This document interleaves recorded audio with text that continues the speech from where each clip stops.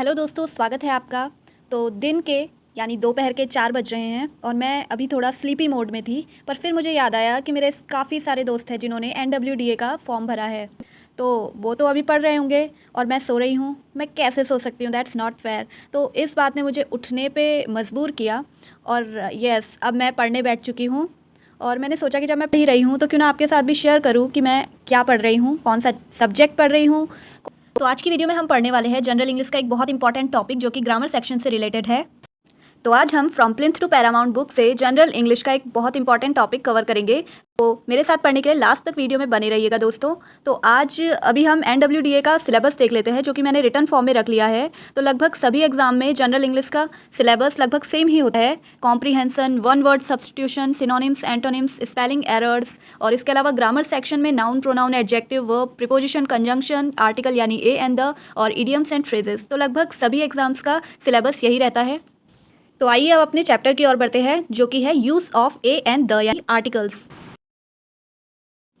तो सबसे पहले आर्टिकल होता क्या है?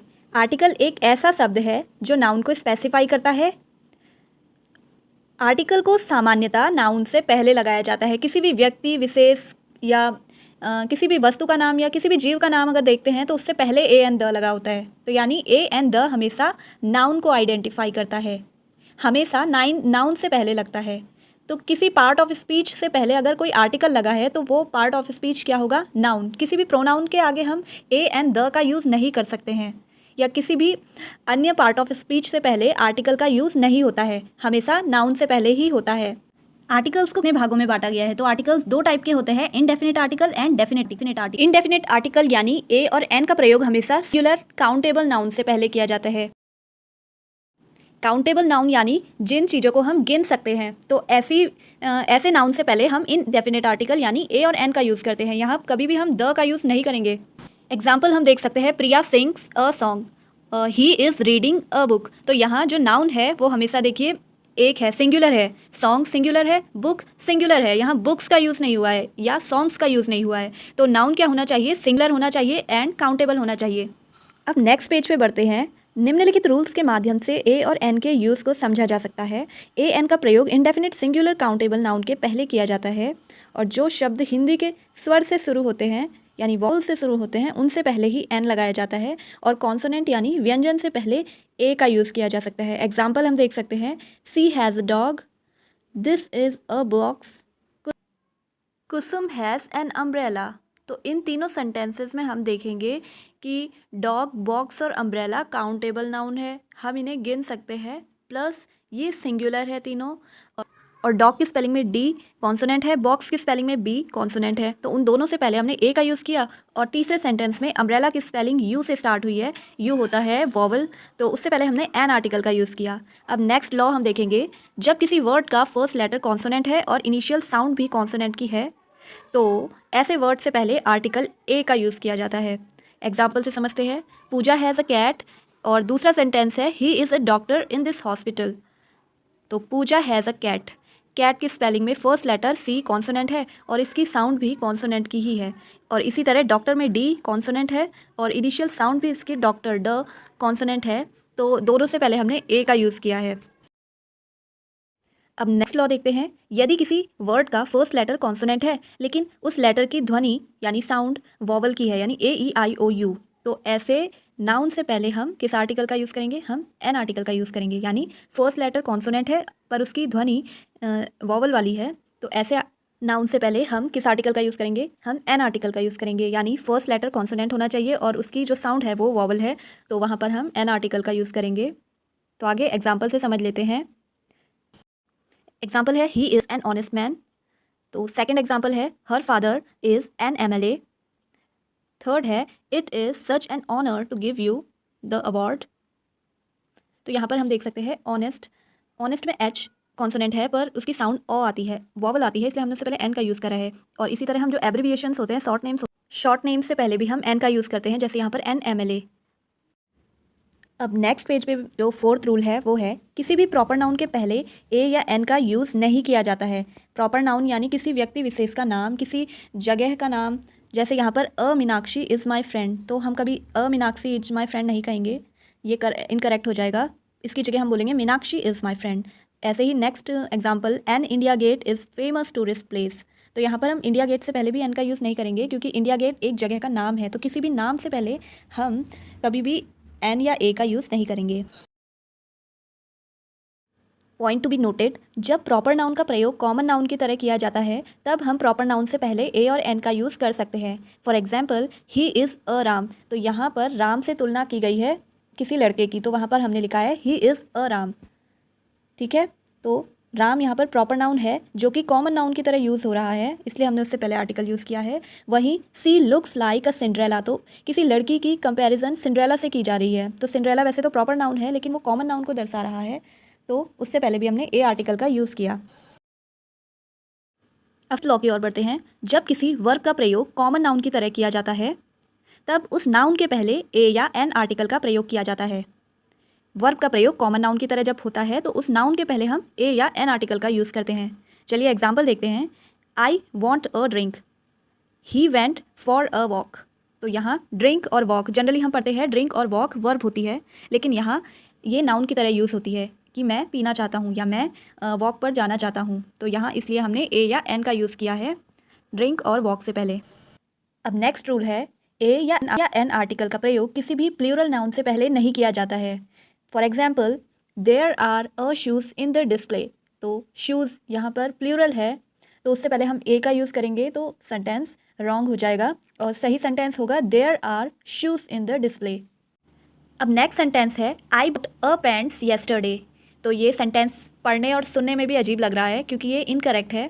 पैंट्स प्लूरल है तो उससे पहले हम ए या एन का यूज़ नहीं कर सकते, तो सही सेंटेंस होगा आई बाउट पैंट्स येस्टरडे, क्योंकि पैंट्स प्लूरल है। नेक्स्ट रूल है seventh rule, many, rather, quite, such. इन चार वर्ड्स के बाद अगर कोई सिंगुलर नाउन आता है तो दोनों के बीच में ए और एन का प्रयोग होता है, तो इसे हम एग्जाम्पल से समझेंगे। फर्स्ट एग्जाम्पल है, this is such a big house. तो यहाँ पर हाउस नाउन है और बिग एडजेक्टिव है, तो नाउन से पहले तो हमेशा एडजेक्टिव ही यूज़ होगा और उससे पहले आर्टिकल यूज़ होगा, तो सच और नाउन के बीच में का यूज़ किया गया है। ऐसे ही सेकंड सेंटेंस है, it is quite a difficult task. तो इसमें भी टास्क नाउन है और क्वाइट और टास्क के बीच में आर्टिकल का यूज़ हुआ है का। अब रूल नंबर 1 है, एक्सक्लेमेटरी सेंटेंसेस, यानी जिनमें कोई खुशी या दुख या आश्चर्य एक्सप्रेस किया जा रहा होता है, तो ऐसे सेंटेंसेस में हाउ या व्हाट के बाद सिंगुलर काउंटेबल नाउन से पहले ए या एन आर्टिकल का प्रयोग होता है। तो इसका एग्जाम्पल से हम समझेंगे, व्हाट अ ब्यूटीफुल गर्ल, तो व्हाट के बाद हमने आर्टिकल का यूज़ किया है। और ऐसे ही दूसरे सेंटेंस में, व्हाट एन एक्सेप्शनल चाइल्ड, इसमें व्हाट के बाद एन का यूज़ हुआ है क्योंकि एन से आगे जो वर्ड है एक्सेप्शनल उसमें ईस वॉवल है। अब नेक्स्ट पेज पे रूल नंबर 9 के अंतर्गत कुछ फ्रेजेस दी गई हैं जिनके साथ ए या एन आर्टिकल का प्रयोग किया जाता है, तो आप चाहे तो इसका स्क्रीनशॉट ले सकते हैं।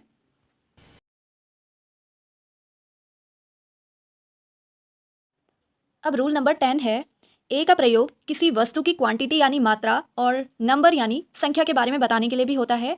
एग्जाम्पल देखते हैं, a number of employees were absent yesterday। तो यहाँ नंबर ऑफ एम्प्लॉयज़, यहाँ नाउन एम्प्लॉयज़ हैं, तो उनकी संख्या बताने के लिए स्टार्टिंग में हमने ए का यूज़ किया है। अब नेक्स्ट रूल है रूल नंबर 11।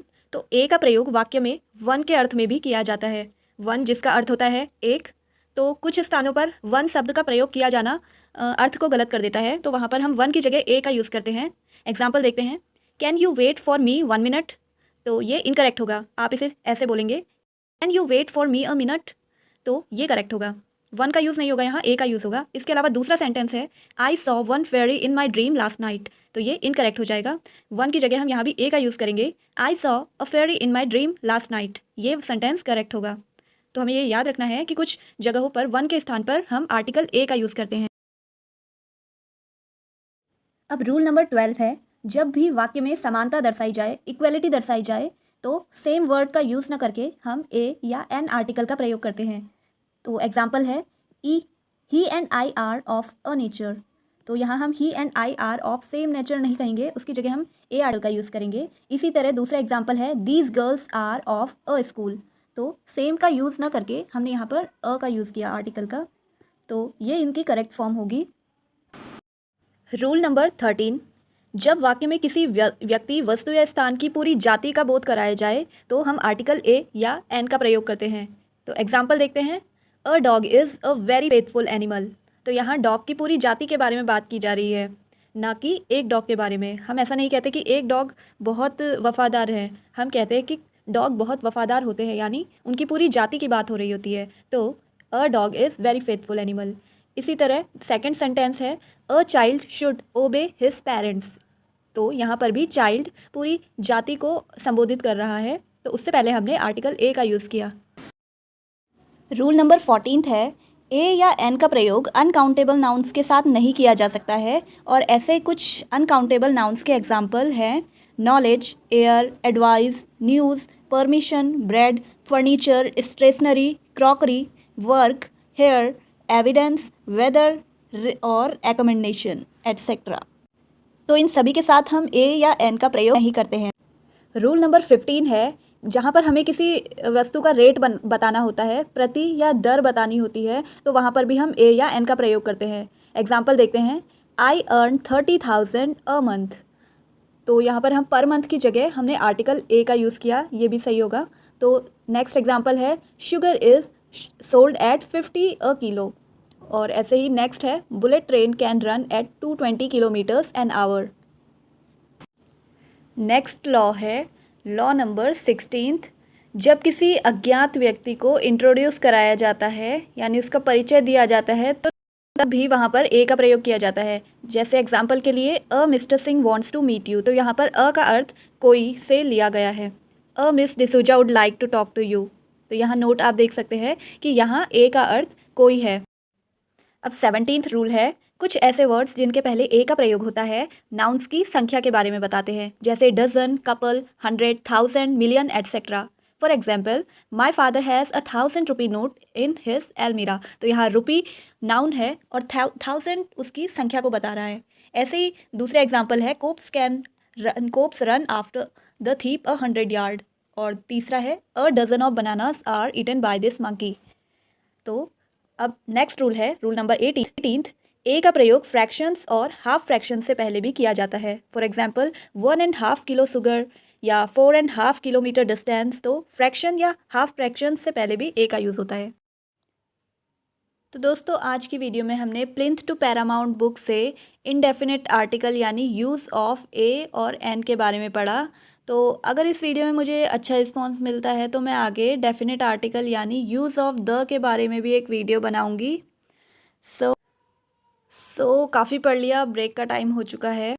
तो काफ़ी पढ़ लिया है और अब ब्रेक का टाइम है। तो दोस्तों, बने रहिएगा अगली वीडियो में भी और चैनल को सब्सक्राइब करना ना भूलिएगा। So thanks for watching.